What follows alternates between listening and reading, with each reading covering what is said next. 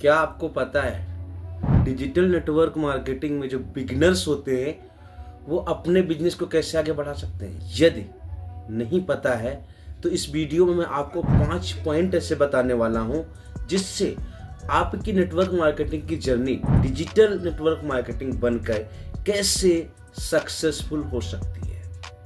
कैसे आप अपने आप को एक डायमंड बना पाओगे, कैसे आप अपनी टीम को बिल्ड करोगे और वो टीम कैसे आगे बढ़ेगी, ये सारी चीजें हम आज समझने वाले हैं इस वीडियो में।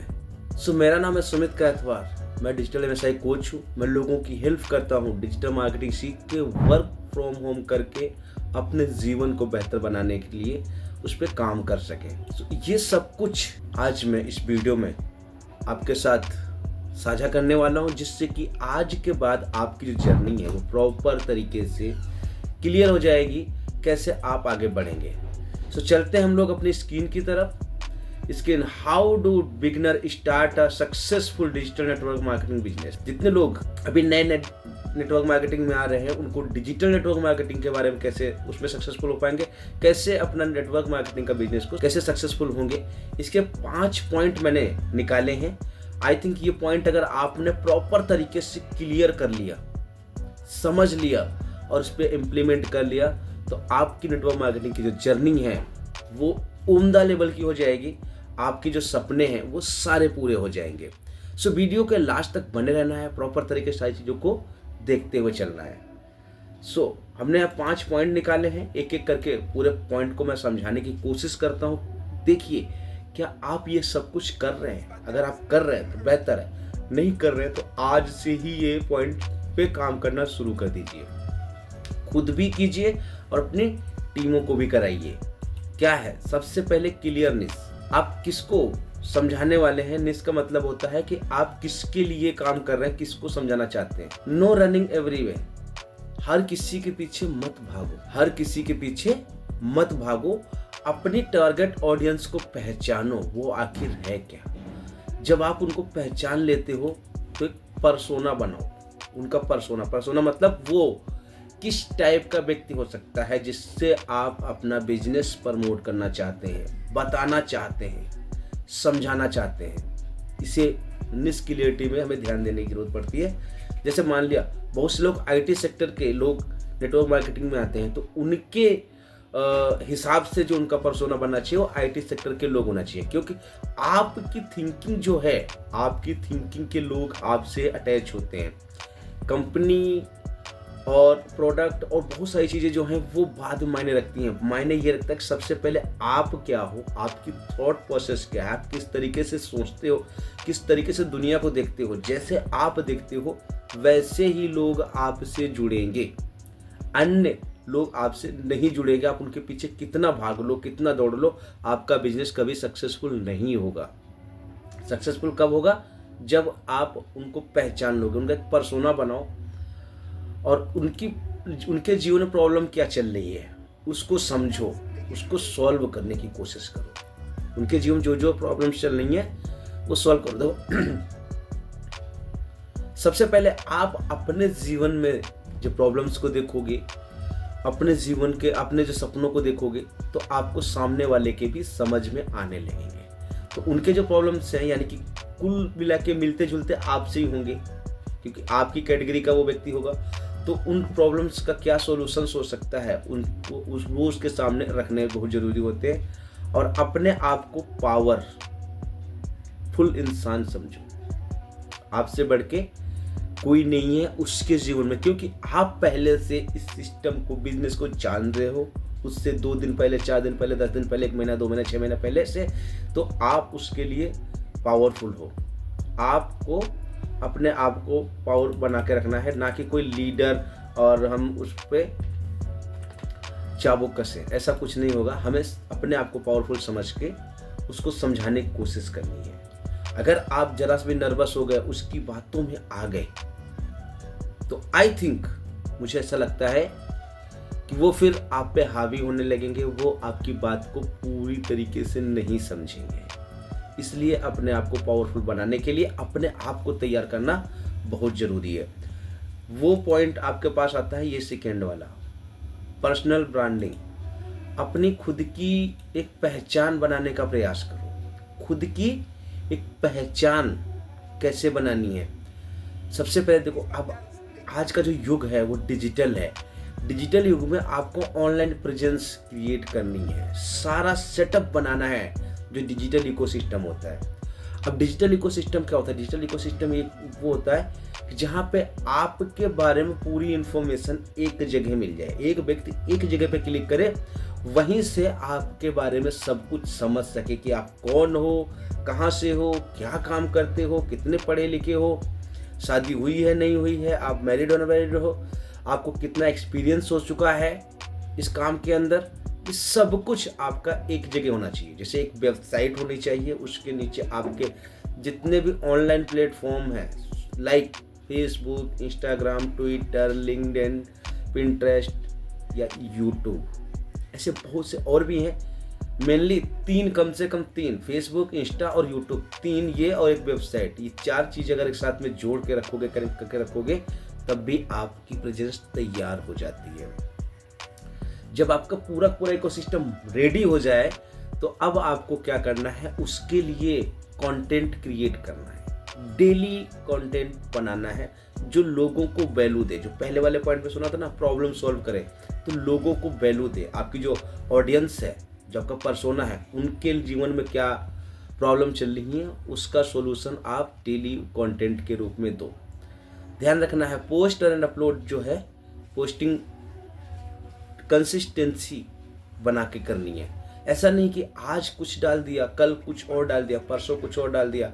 अगर ऐसा करते रहेंगे तो आपकी जो ऑनलाइन प्रेजेंस है वो लोग अलाइन नहीं कर पाएंगे, समझ ही नहीं पाएंगे आखिर आप कहना क्या चाह रहे हो, बताना क्या चाह रहे हो, ये सब कुछ कितना ज़रूरी है उनके लाइफ में, वो समझ ही नहीं पाएंगे। कभी कुछ और बात करोगे, कभी कुछ और बात करोगे, तो वो चीज़ें नहीं समझ में आएंगी। सो आपको कंसिस्टेंसी के साथ में अपलोड करना है और एक निश के हिसाब से करना है। ठीक है, ये क्लियर हुआ आपका? अगर तो तीसरे पॉइंट पे चलते। तीसरा पॉइंट आपका है टूल्स एंड टेक्निक्स। अब ये सब कुछ पॉसिबल कैसे होगा? जब आप टूल्स और टेक्निक्स को समझोगे। टूल्स और टेक्निक्स क्या है? Graphic design. मान लिया आपको कोई पोस्टर क्रिएट करना है, किसी का वेलकम का पोस्टर क्रिएट करना है, कोई कहीं विनर बना है, किसी ने कुछ अचीव किया है, तो उसका पोस्टर आपको बनाना है। और अपना भी गुड मॉर्निंग का, मोटिवेशन का या कोई अच्छा कोट्स के साथ में डेली पोस्टर्स दुनिया तक पहुंचाना है, जहाँ पे आपकी ब्रांडिंग दिखेगी, जिससे आपकी ब्रांडिंग बनेगी।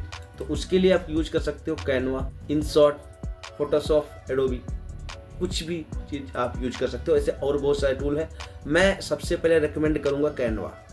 सबसे सिंपल, सबसे आसान, सबसे पावरफुल टूल कैनवा है, जिससे आप ये सब कुछ कर सकते हैं। अगर आपको कैनवा यूज करना नहीं आता है तो मेरे चैनल पे जाओगे, बहुत सी वीडियो कैनवा सर्च करोगे सुमित कैथवार के नाम से, तो मैंने इन डिटेल कैनवा सिखाया हुआ है इसी चैनल के ऊपर। लिंक डिस्क्रिप्शन में उसको दे दिया जाएगा। अगर अब आपने कंटेंट बनाने के लिए वीडियो बनानी शुरू करनी है, वीडियो शूट कैसे करेंगे उसको ध्यान रखने के लिए आप स्क्रिप्टिंग वगैरह सारी चीज़ करोगे। अब जब शूट करते समय आपको दिक्कत आती है, सबसे पहले तो आपका जो मोबाइल फ़ोन है इसी से करोगे।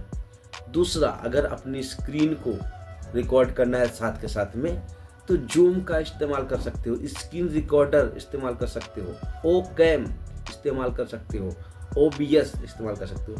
ये 3-4 मैं टूल आपको बता रहा हूँ। बाकी आप किस में आगे बढ़ सकते हो वो अपने हिसाब से चेक कर लेना। सारे टूल एक जैसे लगभग काम करते हैं, इसमें कुछ ज़्यादा चेंज नहीं होता, बस रहता है आप किसको किस तरीके से यूज कर सकते हो वो आपको देखना है। किसी में ज़्यादा पॉइंट होते हैं, किसी में कम होते हैं, तो हमें वो देखना है किस पे हम आगे बढ़ सकते हैं। तो टूल से टेक्निक में आपने शूटिंग के, ग्राफिक डिजाइन के लिए कैनवा यूज करोगे, वीडियो शूटिंग के लिए जूम या स्क्रीन रिकॉर्डर कुछ यूज कर लोगे। साथ के साथ वीडियो को एडिट करने के लिए आप फिर से कैनवा, इनशॉट, एडोबी का प्रीमियर प्रो, BN या किनेमास्टर या वीटा, ऐसे बहुत सारे टूल हैं जिनका यूज कर सकते हो, जिनसे अपने जो वीडियो बनाया उसको एडिट कर सको प्रॉपर तरीके से। मतलब कि सामने वाले को क्लियर पता चले आप कहना क्या चाह रहे हो। ऐसा नहीं कि आपने वीडियो में कुछ भी बनाया, कुछ भी डाल दिया, वो चलेगा नहीं। जो रॉ मटेरियल, जो गलत चीज़ें उनको हटा करके बेहतर तरीके वीडियो बना करके ये एडिट करना है।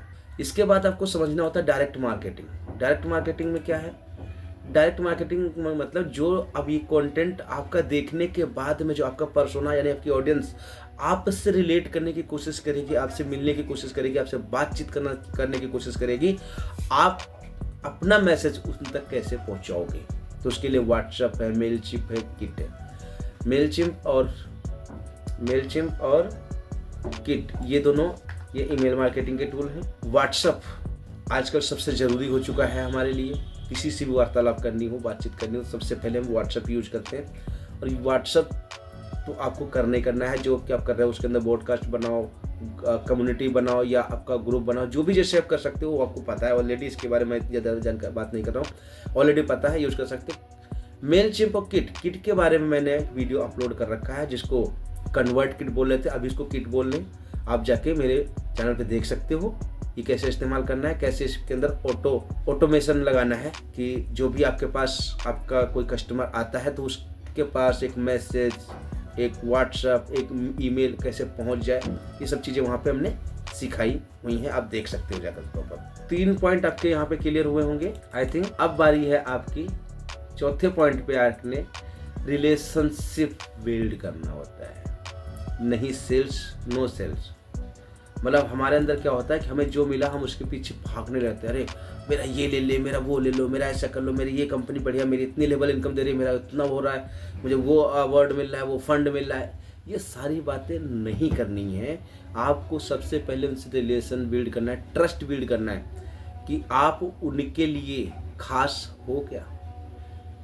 आप इस तरीके से अपने आप को तैयार करना है कि वो अपनी प्रॉब्लम का सोल्यूशन आप में देखने लगे, ढूंढने लगे, उसको लगने लगे कि मैं इनके साथ रहूंगा तो हो सकता है अपनी प्रॉब्लम से बाहर आ सकूं। आजकल दुनिया में सबके पास प्रॉब्लम चलती है, तो ऐसा ट्रस्ट बिल्ड करो। नो सेल्समैन, बेचने के पीछे मत भागो, बेचने के पीछे मत भागो, लोग अपने आप लेंगे। Are you a mentor? अपने आप को बहुत बड़ा leader, top leader, founder leader, इस तरीके की उपाधि मत दो।